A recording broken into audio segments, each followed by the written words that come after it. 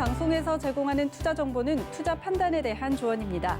방송에서 제공하는 주식의 가치, 가격 상승 및 가격 하락에 대해서는 방송사에서 보장하지 않습니다.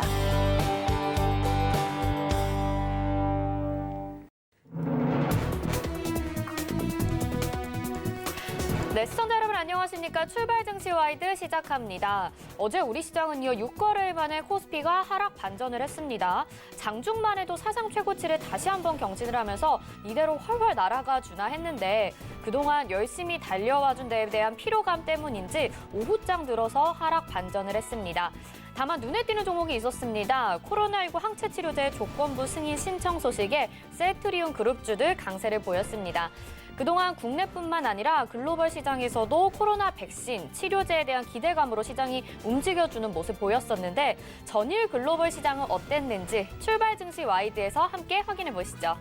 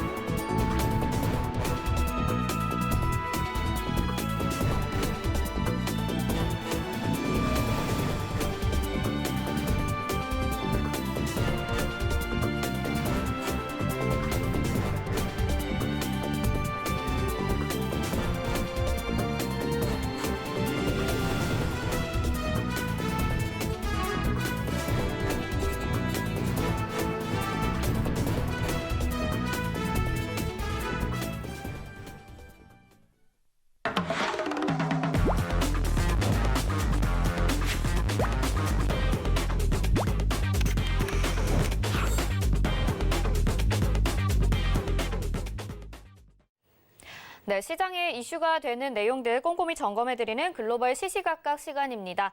헌터스 경제연구소 김진석 소장과 함께하겠습니다. 안녕하세요. 안녕하세요. 네. 전거래일까지만 해도 다우지수가 3만 포인트 넘었다 이런 그렇죠. 이야기들이 네네. 들렸었는데 어제는 실업지표가 또 악화되면서 혼조세로 마감을 하게 네네. 됐습니다. 미국 지수 한번 살펴봐 주시죠. 일단 어제는 많은 분들이 보였던 것처럼 3만 선 돌파했다 이런 소식에 상당히 큰 이슈가 있었는데요. 하루 만에 3만 선에서 소폭이나 밀렸다 이렇게 말씀 드려보겠습니다. 다우 나스닥 S&P 500 지수가 소폭이나 하락했는데 어제 국내 증시도 전강 후약 그러니까 어제 같은 경우에는 좀 피로감이라는 단어가 있었던 것처럼 미국 증시도 지난 다우지수가 3만 선 돌파 이후에 소폭이나마 피로감 때문에 주가가 밀렸다 이런 어떤 월가 페이퍼가 상당히 많이 나오고 있는데요. 자, 그럼 다우지수가 얼마나 올랐는지 또한 그동안 어떤 패턴이 있었는지 잠깐 좀 화면을 통해서 말씀드려보겠습니다. 자, 보시는 차트가 그 다우지수의 차트의 모습을 좀 보고 계시는데요. 통상 그 만선, 2만선, 3만선 소위 그 라운딩 넘버라는 표현을 쓰고 있는데 그 선을 넘었으면 예상보다 오래 간다 이런 시그널이 있는데요. 지난 시기에 만선에서 2만선 돌파 시기는 말씀을 드리지 않더라도 2만선 돌파 그러니까 지금 차트에 보시면 2만선 돌파 이 정도의 모습 보이겠는데요. 2017년 1월 달에 2만 선을 돌파했습니다. 2017년 1월 달 같은 경우에는 어떤 의미가 있냐면 아무래도 트럼프 대통령 취임을 비롯해서 상당히 그 기대감이 있었고 그 이후에 상당히 단기간 내 2만 선 돌파 이후에 상당히 큰 시그널이 있었다 이렇게 보겠고요. 다만 어저께 3만 선 그러니까 3만 116선을 지나갔는데 그러니까 2017년부터 약 3년여 만에 2만 선에서 3만 선 돌파했다. 이런 부분들이 상당히 시장에 큰 에너지로서 작용할 수 있다. 이렇게 말씀 드려보겠고요.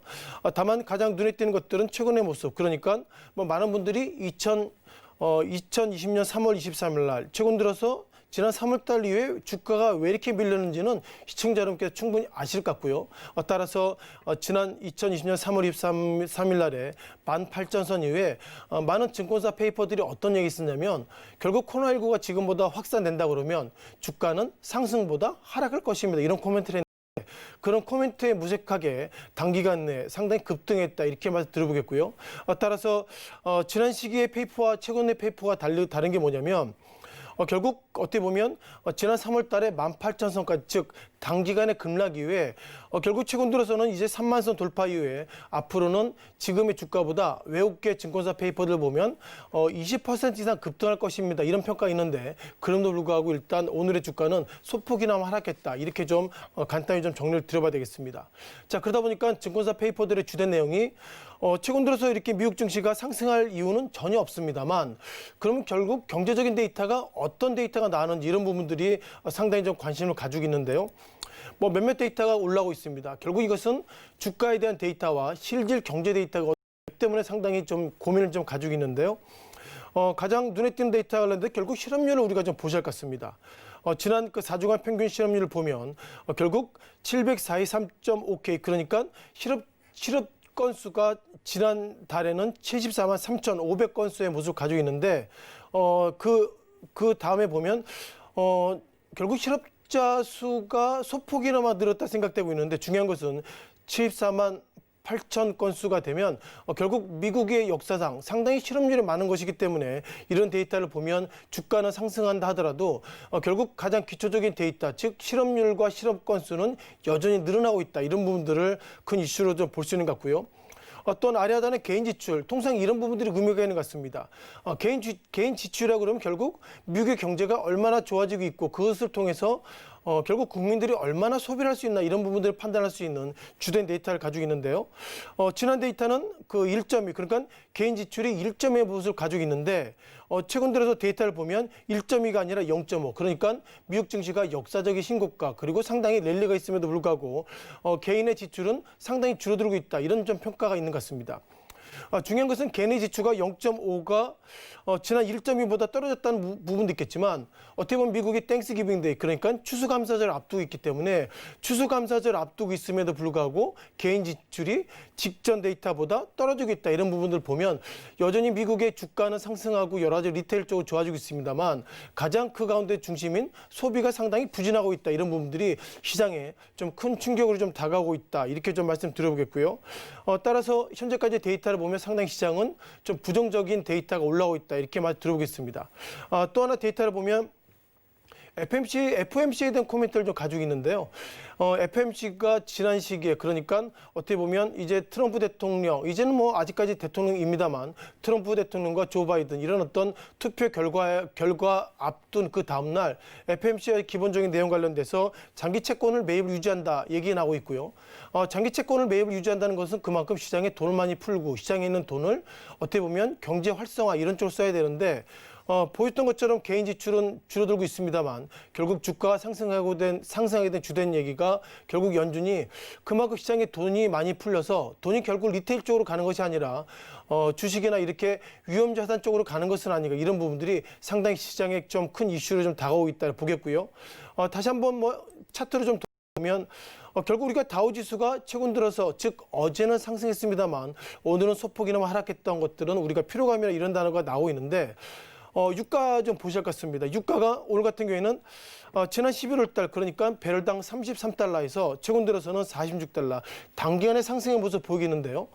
유가 상승하게 된 계기는 두 개가 있겠죠. 기본적으로 경기가 좋아지고 있을 때 유가가 상승한다는 것이 첫 번째. 그리고 두 번째로는 어떻게 보면 미국의 그 엑슨모빌이나 쉐브론 등 소위 정유사들이 앞으로 미국 경기가 안 좋아질 것이기 때문에 그만큼 유가와 소위 산유의 어떤 수출을 제한을 통해서 상당히 쇼티지를 통해서 유가가 상승했던 부분이기 때문에 현재까지 유가가 상승했다는 것들은 경제가 좋아지기보다는 그만큼 산유 생산을 줄임으로 인해서 일시적인 쇼티지가 나타났다 이런 부분들을 보시는 것이 좀 더 적절한 판단이 아닐까 이렇게만 들어보겠고요.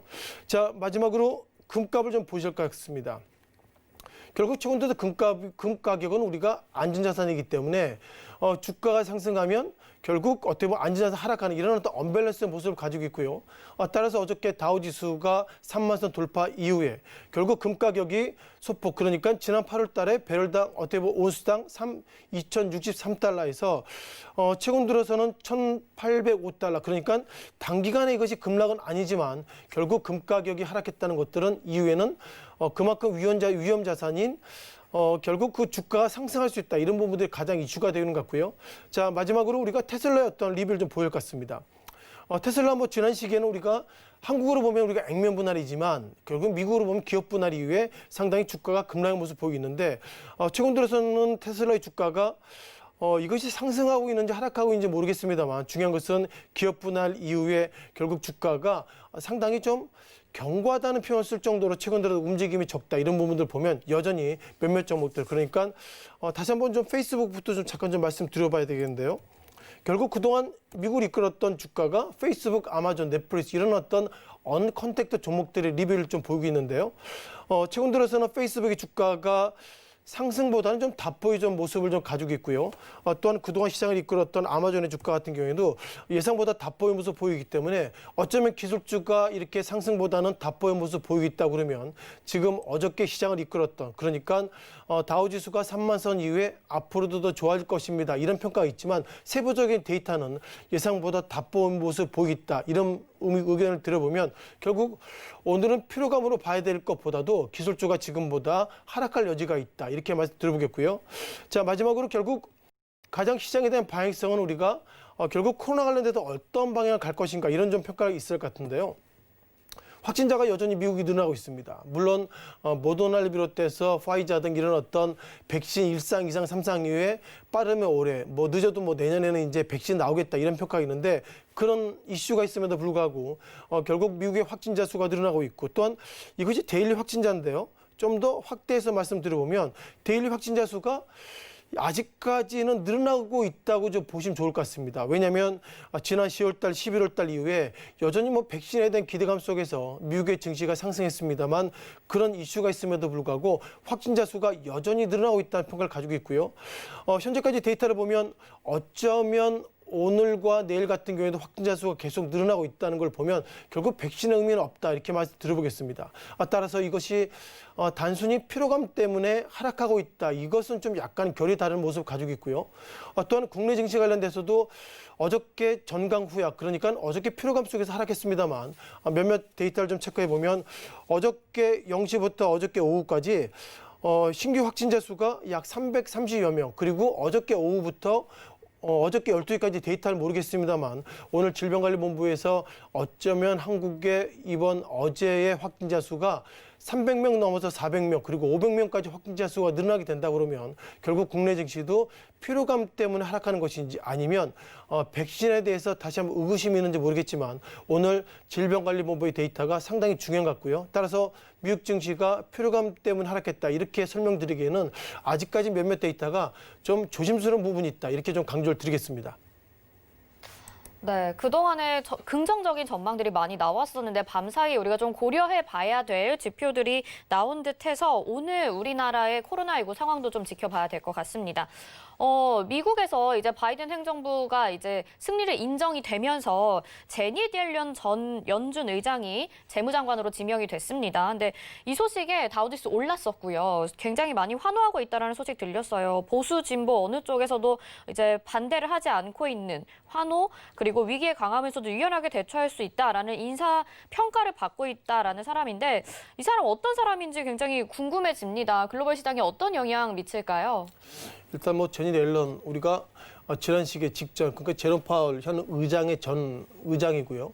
상당히 그 몇몇 데이터를 보면 제닛 옐런이 돌아왔다 이런 좀 평가 있을 정도로 시장은 상당히 관심을 가지고 있는 인물이다 이렇게 보겠습니다. 아무래도 뭐 조 바이든 내정자 입장에서도 지금 뭐 미국 경제가 어렵기 때문에 미국 경제를 이끌 수 있는 소위 선수를 좀 찾다 보니까 제닛 옐런 의장이 상당히 백그라운드가 상당히 좋은 인물이죠. 무엇보다도 지난 2014년부터 2018년까지 연준을 이끌었던 뭐 인물 중에 하나이고요. 뭐 기본적으로 연준 의장, 전 연준 의장이라는 데이터를 가지고 있고 또 한 데이터를 보면 백악관 뭐 경제자문위원도 했기 때문에 여기에 만약에 뭐 현재까지 뭐 내정자입니다만 아무래도 될 것 같은데 재무장관이라는 이렇게 세 가지 타이틀을 가지고 있다면 결국 이렇게 어려운 시기에 가장 선수가 좀 나온 것은 아닌가 이런 좀 평가를 가지고 있는 것 같습니다.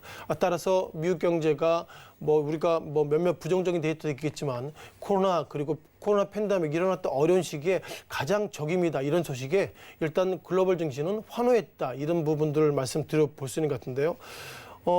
지난 시기에 그 서울경제신문의 데이터를 좀 보시면서 좀 보시면 좋겠습니다. 자, 서울경제신문의 데이터, 이 데이터가 2018년 2월, 그러니까 제롬 파월 의장이 퇴임 때 어떤 그 데이터가 나오고 있는데요. 자, 제니 옐런 의장이 그 당시엔 72세지만 지금 74세의 어떤 나이가 좀 나오고 있죠. 기본적으로 그 몇몇 그 기사에 대해서도 서울경제신문의 데이터를 보면 지난 2014년 2월 달 그 어떻게 보면 그 버락 오바마 때 상당히 손잡았던 인물이고요. 기본적으로 지난 4년 동안 5차례 기준금리 인상을 하고 그리고 그동안 미국 경제가 상당히 좀 개혁적인 부분이 있는데 연준의 보유 자산 축소를 시작해서 출구 전략을 비롯해서 상당히 긍정적인 평가를 받고 있는 인물이다. 이렇게 말씀드려보겠습니다. 중요한 것은 결국 지난 시기에 그 제니 앨런 의장이 있었던 지난 4년의 평가를 해보면 상당히 뭐 호시절을 좀 느렸다 그러고요. 지난 그 CNBC 데이터를 보면 그 재임 기간에 그러니까 IT 쪽의 나스닥 지수가 97% 상승을 했고 또한 다우 그리고 S&P 500 지수가 기본적으로 60% 상승하는 등 이것이 버락 오바마 전 대통령의 평가보다도 결국 그 제롬 파월 의장이 상당히 좀 잘하고 있다. 그래서 이런 어떤 인물이 결국 미국의 또다시 재무장관이 된다 그러면 상당히 좋을 거 있다. 이런 어떤 긍정적인 평가가 좀 많이 올라오고 있다 보겠습니다. 결국 우리가 여기서 좀 보셔야 될 것이 제롬 파월 의장이 평가를 좀 해야 할 것 같습니다. 제롬 파월 의장은 지난 시기에 기준금리를 올리거나 내릴 때 시장에 상당히 얘기를 좀 하고 있습니다. 어떤 얘기를 하고 있냐면요. 앞으로 기준금리를 올릴 것입니다. 그런 어떤 시장의 시그널을 주는 상당히 시장 친화적인 인물이기 때문에 결국 경제나 이런 데이터가 너무 랜덤워크 장세로 가기 때문에 앞으로 미국의 연준 의장이 기준금리를 올릴 것입니다. 이런 시그널을 계속 주게 된다면 이와 맞물려 가지고 경제적인 데이터 그리고 어떤 미국 이외의 그 어떻게 보면 중앙은행의 총재들이 방향을 정하기 때문에 상당히 좀 시장에서는 정말 친화적인 인물에 대한 평가는 좀 적절한 것 같고요. 기본적으로 가장 이슈가 되고 있던 것들이 앞서 보셨던 것처럼 미국의 현재 그 실업률이 상당히 높아지고 있습니다만 제롬 파월 전 의장 같은 경우에는 제롬 파월 의장 아니죠. 입에 좀 뱉던 부분이 있는데 기본적으로 옐런 전 의장 같은 경우에는 취임 당시에 어떻게 보면 실업률이 6.7인데 퇴임 직전은 4%까지 상당히 내려놨다. 이런 평가를 가지고 있습니다. 물론 그 이후에는 상당히 실업률이 높아지고 있어서 고민이 좀 커지고 있는데요. 기본적으로 어떤 인물이 되더라도 지금 미국 경제 가장 어려운 것이 결국 한국도 뭐 비슷한 모습을 가지고 있는데 코로나19에 빠진 어떤 경제적인 부분들을 어떻게 해석할 것인지 이런 부분들을 상당히 가지고 있습니다. 물론 기본적으로 현재 어떻게 보면 현 의장 같은 경우에는 상당히 시장을 좀 기준금리를 동결하게 된 계기가 결국 미국 경기가 어렵기 때문에 기본적으로 상당히 좀 상승하기 전까지는 기준금리를 동결하고 있고요. 그러다 보니까 미국도 한국으로 보면 뭐 재난지원금처럼 상당히 시장에 돈을 많이 풀고 있는데 이것이 돈을 풀어서 될 것이 아니라 결국 미국의 어떤 기업들의 어떤 실적이나 이런 어떤 경제적인 체질을 상당히 좋아지고 있을 그런 부분들을 결국 제롬 파월 의장이 할 것이다. 이런 어떤 의미와 상당히 맞물리는 것 같습니다. 따라서 상당히 좀 다른 부분들 좀 하나 보셔야 할 것 같습니다. 최근 들어서 비트코인 관련된 이슈가 좀 되고 있는데요.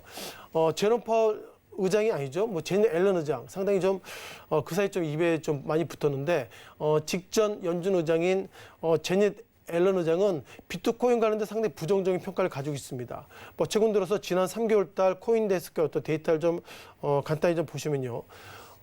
코인데스크의 어떤 데이터를 좀 보시면 비트코인이 결국 코인당 18,725.72달러로 마감했는데요. 상당히 지난 3개월 동안 비트코인의 주가가 상당히 상승했습니다. 물론 지난 시기에 즉 몇 년 전 같은 경우에는 비트코인 때문에 뭐 국내 그 비트코인 투자자도 상당히 어려웠던 부분이 있는데 제니 앨런 전 의장은 비트코인 관련해서 상당히 부정적인 평가를 좀 가지고 있습니다. 뭐 몇몇 데이터를 보면 2017년 10월 달에는 그때는 뭐 어떻게 연준 의장 당시였죠. 비트코인은 상당히 안정적인 자산이 아니다 이런 평가를 가지고 있고 연준 의장을 그만두고 난 2018년 10월 달 같은 경우에는 솔직히 나는 비트코인을 그렇게 긍정적으로 보고 있지 않다 이런 평가가 있기 때문에 최근 들어서 비트코인의 가격이 보시는 것처럼 급등했습니다만 결국 그 제니 앨런 의장이 만약에 연준 의장이 된다 그러면 비트코인 쪽에는 지금보다 상당히 부정적이다 이런 평가를 가질 것 같습니다. 따라서 마지막으로 좀 정리될 부분이 조 바이든 내정자가 왜 제니 앨런 전 의장을 이번에 재무장관으로 내정했을까 이런 부분들이 가장 이슈가 되고 있는데요. 아시는 것처럼 조 바이든 그 내정자가 상당히 여러 가지 공약을 좀 많이 걸어놨습니다. 그 공약을 걸려고 그러면 현재 미국의 어떤 의회 구조가 하원 같은 경우에는 민주당에 상당히 많은 포지션을 가지고 있고요. 상원은 기본적으로 공화당이 기본적으로 많은 의원들이 참석하고 있습니다. 제니 앨런 의장은 민주당이 아니라 공화당 출신이기 때문에 지난 2014년 제니 앨런 의장이 결국 그 연준 의장이 됐을 때 하원을 통과했고 상원을 통과했을 때 지난 2014년 같은 경우에도 연준 의장 인준할 때 공화당 그 상원 의원 11명을 포함해서 공화당 쪽에서 많이 그 찬성을 했기 때문에 결국 연준 의장이 됐던 것처럼 이번에 재무장관이 된다 그러면 결국 제니 앨런 의장이 공화당 출신인 걸 보면 결국 상원에서도 재무장관이 아주 쉽게 인준이 받을 거다 이런 어떤 정치적인 판단이 작용하고 있는 것 같고요. 가장 눈에 띄는 것들은 어저께 결국 다우지수가 3만 돌파 이면에는 결국 제니 앨런 전 의장이 기본적으로 전 의장을 했고 그리고 강조됐던 것처럼 백악관 경제자문위원회 수장 그리고 재무장관까지 하게 된다 그러면 미국 경기에 대해서 상당히 어려운 시기에 결국 가장 적임자가 나왔다 이런 평가를 가지고 있고요. 따라서 월가가 이토록 환호하는 이유는 타당하다라고 말씀드리겠습니다. 네, 이렇게 제닛 옐런 미 재무장관에 대해서 이야기 들어봤고요. 이제 앞에서도 좀 말씀을 해주셨는데 테슬라에 대한 이야기를 해보려고 합니다. 국내 개인 투자자들이 또 가장 많이 산 해외 주식이 테슬라라고 하고요. 이제 시가총액이 5천억 달러를 넘어서면서 앨런 머스크가 이제 2위 부호다 뭐 이런 기사들도 봤습니다. 아직까지는 뭐 서학 개미들의 입장이 맞다고 생각이 들기는 하지만 말씀해주신 것처럼 조금 너무 낙관하는 건 아닌가라는 이야기들도 들리고 있어요. 어떻게 보시나요? 일단 뭐 많은 분들이 똑같은 고민하실 것 같습니다. 뭐 테슬라가 뭐 천설라 뭐 이런 뭐 단어가 있을 정도로 상당히 시장에 뜨거운 관심을 가지고 있고요. 뭐 요즘은 뭐 각 증권사도 이제 뭐 그 해외 주식 그러니까 미국의 주식을 뭐 투자를 하고 있기 때문에 결국 삼성전자의 방향보다도 결국 테슬라의 주가가 어떻게 갈 것인가 이런 부분들이 가장 큰 이슈가 되는 것 같고요. 통상 뭐 국내 투자하셨던 분들은 우리가 동학개미 그리고 미국에 투자하셨던 해외 투자자들을 서학개미라고 할 정도로 상당히 좀 시장에 좀 단어가 좀 나오고 있는데 현재까지로 데이터를 보면 뭐 동학개미 그런 삼성전자의 주가가 뭐 단기간에 좀 상승을 했죠. 그래서 어제 같은 경우에는 뭐 어떻게 보면 66,600원에 끝났는데 동학개미보다도 테슬라에 투자했던 서학개미가 현재까지는 맞다 이런 좀 말씀 드려보겠습니다. 뭐 삼성전자 주가가 뭐 66,000 현재 66,600원 이런 모습 가지고 있는데요. 보셨던 것처럼 지난 11월 24일 날에는 69,500원의 어떤 상당히 좀 급등했던 모습을 가지고 있고요. 뭐 최근 리포트의 모습을 보시면 지난 11월 25일 날 키움증권에는 삼성전자의 주가가 지금보다 많이 오른 그러니까 9만 원까지 갈 것입니다. 뭐 최근 들어서 11월 23일부터 보시면 기본 목표가가 뭐 상당히 뭐 8만 원대를 넘어서 이제는 9만 원대까지 올라가는 것처럼 삼성전자의 주가가 9만 원까지 목표가를 딛고 있습니다만 상당히 좀 시장의 투자 입장에서는 좀 목마른 모습을 가지고 있다 이렇게 말씀드려보겠고요.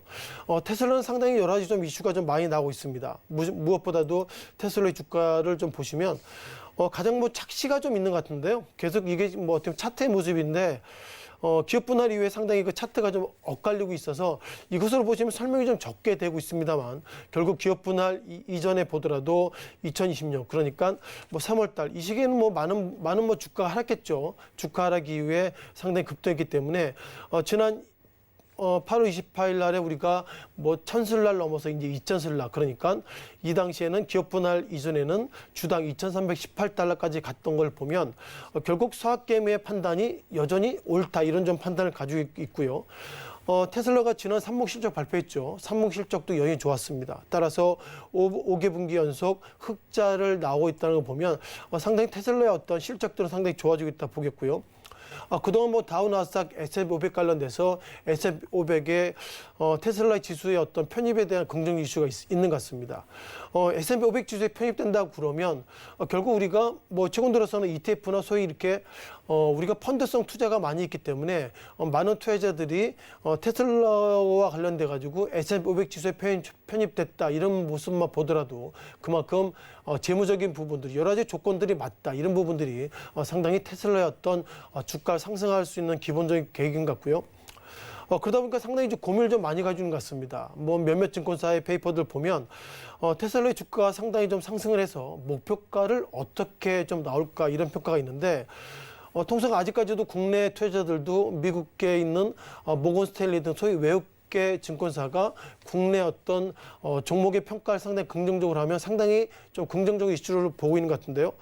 모건 스탠리 같은 경우에는 지난 3년 동안 테슬라의 어떤 의견과 목표 주가를 올려놨습니다. 기존에는 목표가를 380달러에서 최근 들어서 540달러까지 올려놨고요. 물론 주가를 보면 지금 뭐 574달러로 마감됐습니다만 결국 최근 들어서 주가가 상승했음에도 불구하고 목표가가 따라하지 못했던 부분인데 모건 스탠리가 540달러까지 맞췄다는 것들은 어떻게든 좀 그 급등의 갭을 맞추려고 노력했다, 이런 부분들이 상당히 좀 의미 있게 보이는 것 같습니다. 또한 테슬라에 대한 주가를 보기에는 조 바이든 내정자의 어떤 그 공약을 좀 보시면 좋겠는데요. 조 바이든 그 내정자, 당선자는 공약을 좀 찾아보면 친환경차 육성에 대한 의지를 좀 강하게 하고 있습니다. 즉, 내가 대통령이 된다면 친환경차를 지금보다 육성하겠다, 이런 평가를 가지고 있고요.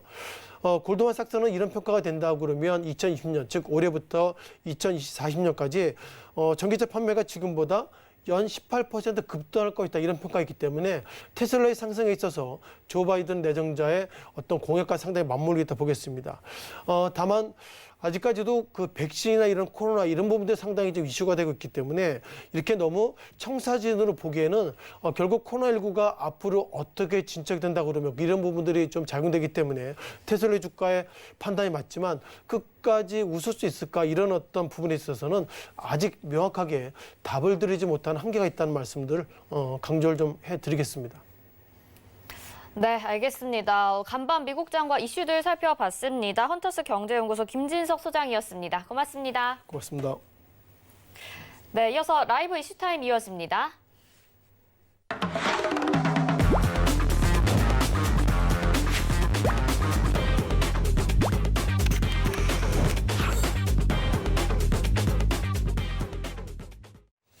네, 국내외 시장 쟁점 살펴보는 라이브 이슈타임 시간입니다. 펠리즈 투자인 리서치 김민수 대표 연결돼 있습니다. 안녕하세요.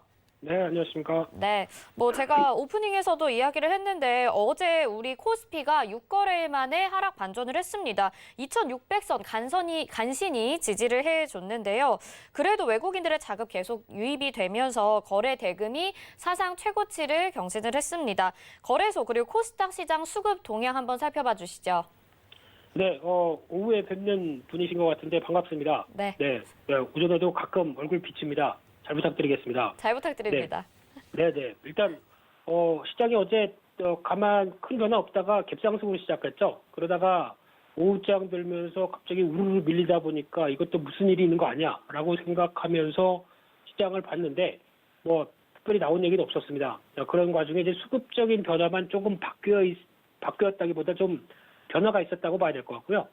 그런 쪽으로 봤을 때 일단 가장 먼저 드는 생각은 어제 거래대금 사상 최대, 이제 하루 거래대금이 39조까지 들어올 정도로 시장의 열기는 뜨겁다라는 생각인데 그럼에도 불구하고 지수는 좀 많이 올라와 있는 상태입니다. 그런 쪽에서의 변화를 일단 안 챙겨볼 수 없는 상황들인데 특히 어제 다른 분들하고 얘기하다 보니까 시장은 이만큼 올랐다고 해서 조정받는데 내 계좌는 오른 것도 없는데 왜 빠지냐 그러면서 서로 성토하고 괜히 소주를 이러면 안 되죠. 네, 이러신 분들도 많은 상황들이었는데, 근데 일단 지금 기준으로 보게 되면 지수만 보게 되면 단기 이격 부담이 크죠. 일봉을 보게 되면 저희가 한 2,400선을 돌파하면서 추세 저항을 안착하자마자 그냥 매달렸습니다. 그게 10월 말 이후에 조정 나온 이후부터 단기적으로 지금까지 한 달 동안 거의 쉼없이 상승세를 펼쳤다라고 하게 되면 시장을 바라보는 시각이 일단 지수가 올라서 좋다, 계속하는 거 아니야라고 하는 마음 한편에는 이렇게 쭉 강하게 올랐다가 조정도 없이 간다는 것은 좀 말이 안 되는 게 아니냐. 그럼 조정이 나왔을 때 어떻게 해야 될까라는 생각도 살짝 드는 게 마련이겠죠. 그런 부분들이 어제 현실화가 된 게 가장 먼저가 아니었을까 생각이 들고 있고요. 두 번째는 어제 수급 동향을 이것저것 살펴보다 보니까 일단 역시나 기관, 계속 한 몫을 하시는 분들이죠. 특히 올 한 해 주가가 올라가도 관심 없다. 일단 팔어. 난 팔게. 이러면서 계속 팔았던 상황 속에서 어제는 연기금 매도가 강화되어 있습니다. 연기금 매도가 거의 4천억 중에서 한 2천억 이상 매도가 나왔던 부분들은 아무래도 연기금 입장 쪽에서는 지수가 올라온 입장 쪽에서 조금 더 항공물 비중이 커지다 보니까 그를 덜어내는 과정들이 이어졌다고 볼 수 있을 것 같고요. 연기금에 대해서는 기대를 너무 걸지 말아야 될 것 같습니다. 특히 올 한 해는 비중을 줄이는데 축소를 계속 할 걸로 보여지고 있는데 그렇게 되면 이제 또 좀 덜어냈긴 덜어냈다라고 하게 되면 상대적으로 내년 1월 달, 보통 1월 효과죠. 중소형주 랠리가 나올 때는 이런 쪽에서 다시 채우는 과정이 나오지 않을까를 살짝 기대하는데 내년 1월은 또 혹시나 11월 달 강했고 12월 달 약간 지수는 조정, 다시 1월 달 종목들 랠리 나올 때의 변화를 생각하게 되면 기관이 주역이 돼야 되는데 그렇게 나올지는 지켜봐야 되겠죠. 한 달 남았습니다. 올해도 한 달 남았고, 그렇습니다. 그런 속에서 또 하나 이제 시장에서 호재를 인식하면서 주가가 이만큼 올라왔는데 대표적으로 백신 개발됐다. 미국 정치도 이제 옐런 의장, 전 의장이죠. 들어오면서 바이든 당선인한테 힘을 실어준다. 경기부양책 조만간 센 거 나온다. 뭐 이런 얘기들이 일단 아직은 현실화되지 않았는데 기대감과 함께 먼저 움직이는 부분들. 그러다 보니까 호재가 더 나올 게 아직은 없는 상황이다 보니까 호재 공백 상태. 이런 부분들이 한 몫을 했다고 봐야 될 것 같고요. 가장 실질적인 어제 시장의 변화 중에 하나는 약간 우려감이 살짝 더 드는 게 11월 30일, 다음 주 월요일입니다. 이날 MSCI 리밸런싱이 이어질 걸로 보여지고 있는데 그때 글로벌 리밸런싱을 보게 되면 쿠웨이트가 신규 편입되는데 쿠웨이트에 증시가 있는지도 처음 알았습니다만 쿠웨이트 신규가 편입되고요. 거기다가 인도가 비중을 좀 더 늘린다고 합니다. 그렇게 되면은 한국은 자연스럽게 신흥국 쪽에서 비중이 축소될 수밖에 없기 때문에 한 0.3%포인트 정도 줄을 가능성이 있다 해서 최대한 2조 얘기가 나오는 것 같습니다. 그러다 보니까 시장이 반응을 했다고 봐야 될 것 같고요. 근데 항상 보면은 리밸런싱은 리밸런싱이고요. 그게 어떤 시장의 펀더멘탈을 맞춰가지 못합니다. 그래서 혹시나 그런 분위기가 나왔을 때 그래서 밀리는구나. 그러면은 당연히 사야지 뭐라고 생각하는 게 더 맞다고 봐야 될 것 같고요. 그런 쪽에서 어제 동향을 봤을 때도 외국인들 큰 변화 없었고 환율은 여전히 워낙 강세 기조 띄고 있고 환율에서만 큰 변화 없다고 하게 되면 시장의 본질적인 근본적인 변화는 없다고 봐야 될 것 같습니다. 그렇기 때문에 혹시나 다음 주 월요일 정도, 오늘 금요일도 마찬가지겠죠. 금요일이나 월요일 정도 시장에서 영향을 끼쳐서 단기적으로 차익 매물이 좀 커진다라고 하게 되면 다 아시는 것처럼 일단 비중을 늘리는 게 좋겠다고 보여지고 있는데 지금 계속 계좌에 주식만 꽉 차 있는데 뭘 늘릴 돈이 있느냐, 대출 받으란 얘기냐라고 하실지는 모르겠는데 그건 제가 뭐라고 말씀드릴 건 아닌 것 같고요. 다른 분들이 그렇게 많이 말씀하시더라고요. 그럴 때마다 일단 지금 혹시나 좀 올라간 종목이 있으면 살짝 좀 현금을 살짝 확보했다가 혹시나 흔들리게 되면 더 밑에서 보던 종목들 사는 전략으로 나가는 게 좋겠다. 그래서 결론은 일단 단기 속도 조절은 나올 것이다 라는 관점 쪽에서 바라보되 이런 오히려 기회다라는 관점으로 여전히 보시면서 대응하셨으면 좋겠습니다. 네, 외국인들의 수급 잘 살펴보고 비중 조절하는 게 좋을 것 같습니다. 어제 이제 코로나19 항체 치료제 임상 2상 마무리 단계라는 소식에 셀트리온 그룹주들 일제히 올랐습니다. 52주 신고가까지 경신을 했는데 이게 좀 앞으로 어떻게 될지 주가 계속해서 올라갈 수 있을지 전망도 한번 짚어봐 주시죠. 네, 전망보다 액션이 더 중요할 걸로 보여지는데요. 앵커님께서는 혹시 셀트리온 어제 이렇게 쭉 올라왔는데 지금 가격에 그냥 딱 사도 될까요? 그냥 살까요? 사고는 쉽지만 지금은 좀 위험하다라는 생각이 드네요. 네, 요즘 앵커님 분들은 증권 자격증 시험 보고 들어오시나 봅니다. 다들 액션도 그렇고 잘 하시는 것 같아서 존경스럽습니다. 그래서 일단 셀트리온 같은 경우 어제 나왔던 얘기가 코로나19 치료제 임상 2상 중간 결과를 발표하고 있다. 2상입니다. 3상에서 막바지 단계는 아니고요. 근데 보통 2상에서 어느 정도 확인이 됐다라고 하게 되면 3상이 중요하긴 하겠지만 또 안정성 평가가 가장 중요하죠. 그래도 거의 조건부가 신청이 들어가서 어느 정도 상용화 발판을 마련한다라는 관점들이죠. 게다가 글로벌 임상 3상도 이제 조만간 시행되면서 10여 개 국가에서 다양하게 시행하게 되면 좀 더 데이터와 관련된 안정성을 높이는데 좀 더 주목하겠죠. 그런 쪽에서 가장 어제 주가가 올랐던 요인들은 회장님의 자신감이었다고 생각됩니다. 어제 그저께부터 나왔던 회장님이 일단 코로나 청정 국가라는 얘기도 했고요.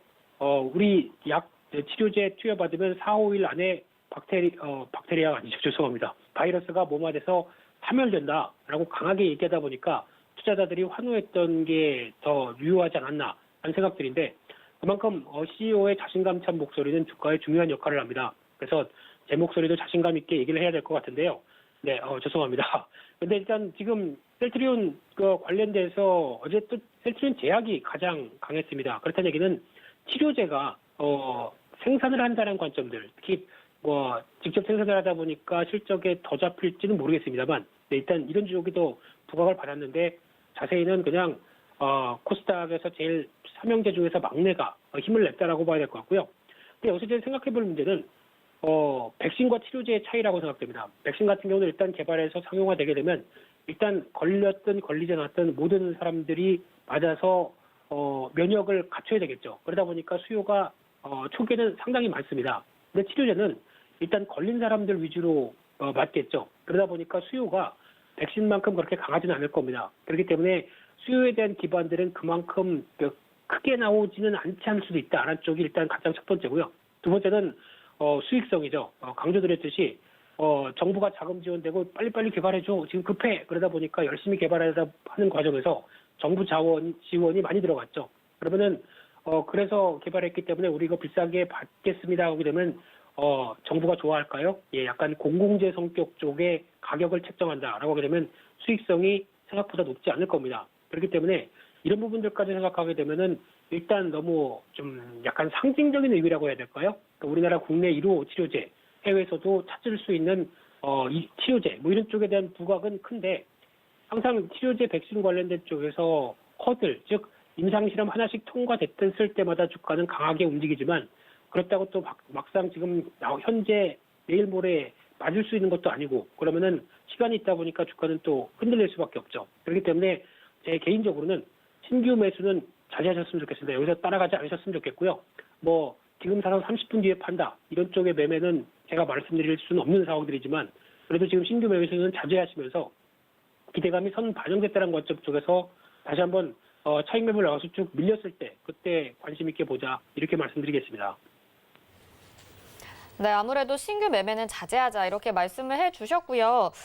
미국 소재 지수가 MSCI 지수를 상회를 했습니다. 이러면서 국내 경기 민감주 대표 종목들이죠. 화학은행, 철강업종 등 이 종목들이 더욱더 주목을 받고 있는 것 같습니다. 앞으로 투자 전망 어떻게 보고 계신가요? 예, 잘 보고 있습니다. 감사합니다. 네, 근데 중요한 거는 지금 이 소재 업종 같은 경우 가장 큰 특징이 경기 민감 섹터입니다. 대표적인 경기가 이제 개선되기 시작했을 때 반응하는 첫 단계. 즉 제품을 만들기 위해서는 가장 먼저 장비가 있어야 될 것 같고요. 제품 만드는 장비. 근데 그 장비만 들여온다고 하더라도 장비가 기존에 있던 걸 활용한다고 했을 때 앞으로 경기가 좋아지니까 물건을 많이 만들겠다. 그러면은 계속 소재를 갖다가 장비를 통해서 제품을 만들어야 되겠죠. 그런 과정에서 나오는 첫 단계다라는 관점 쪽으로 보게 되면 이런 소재 업종들은 지금 내년에 백신 효과 기대감과 이제 코로나19를 떨쳐버릴 흐름을 생각한다라고 하게 되면 당연히 지금 이제 서서히 제조업체들도 내년에 준비를 하기 시작하겠죠. 그러면 관련된 산업재 소재들은 오히려 수요가 더 늘어난다는 관점 쪽에서 지금 움직이는 게 당연하다고 생각됩니다. 그러다 보니까 뭐 화학, 뭐 건축 자재, 뭐 포장지, 금속, 뭐 이런 대표적인 흐름들이 시장에서 좀 선전하고 있고요.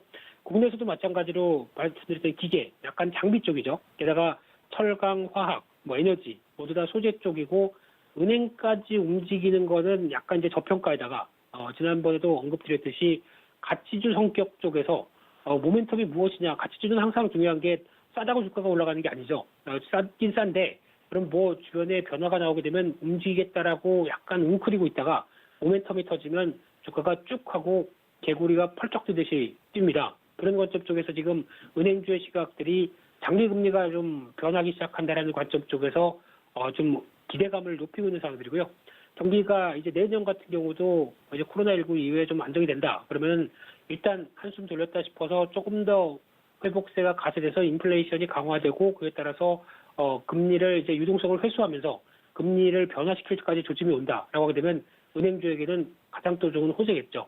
그런 어떤 변화가 이어지고 있다는 데 관심을 두시는데 일단 제 개인적으로는 건설 관련된 섹터, 건자재 섹터도 관심 있게 보셔야 될 것 같습니다. 지금부터 내년 같은 경우는 하도 지금 부동산 얘기는 또 정부 얘기랑 또 같이 연결되기 때문에 압축해서 말씀드리게 되면은 미분양이 그렇게 급감하다 보니까 당연히 공급이 증가될 수밖에 없는 구조죠. 그러면은 건설주한테는 기회 요인들이 더 많다. 그렇기 때문에 이쪽 자세히 보자. 이렇게 말씀드리겠습니다. 네, 국내외 이슈에 대해서 재미있고 자세하게 풀어봐 주셨습니다. 지금까지 펠리즈 투자 앤 리서치 김민수 대표와 함께했습니다. 고맙습니다. 네, 감사합니다. 네. 자, 저희 출발 증시 와이드 준비한 소식은 여기까지입니다. 잠시 후에 순간 포착 매매 시그널로 이어집니다. 시청해주신 여러분 고맙습니다.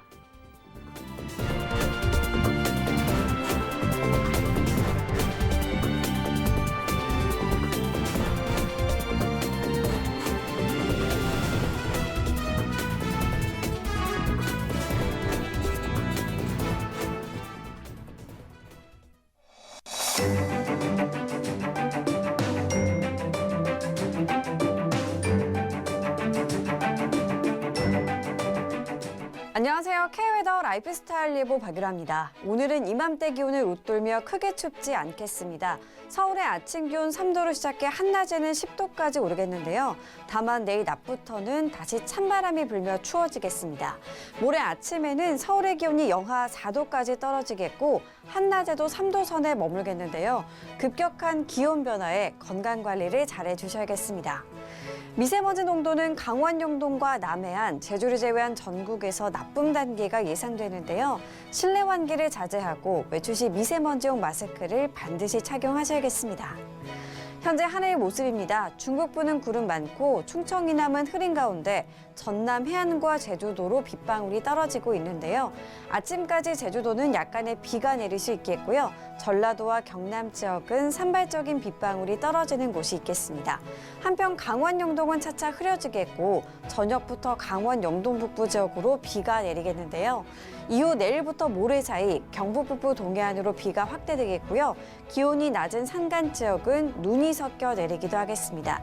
이 모레까지 최고 7cm 이상의 많은 눈이 예상되는데요. 앞으로 발표되는 기상 정보를 잘 확인하셔야겠습니다. 오늘은 중국 북부지방에서 확장하는 고기압의 가장자리에 들겠습니다. 다음은 자세한 지역별 날씨입니다. 중부지방 구름 많다 차차 맑아지겠고요. 공기질이 나쁘겠습니다. 아침에는 다소 춥지만 낮에는 10도 안팎까지 오르겠습니다. 동해안 차차 흐려져 저녁부터 비가 시작되는 곳이 있겠습니다. 낮 기온 속초와 강릉 11도로 큰 추위는 없겠습니다. 남부지방 아침에는 전주 4도, 대구 3도로 쌀쌀하지만 낮에는 15도 안팎까지 올라 온화하겠습니다. 큰 일교차에 주의하셔야겠습니다. 남해와 동해상으로 비가 오겠고요. 물결은 동해상으로 최고 3m까지 높게 일겠습니다. 날씨였습니다.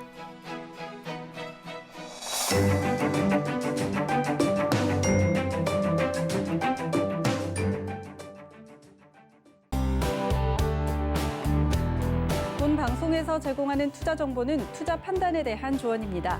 방송에서 제공하는 주식의 가치, 가격 상승 및 가격 하락에 대해서는 방송사에서 보장하지 않습니다.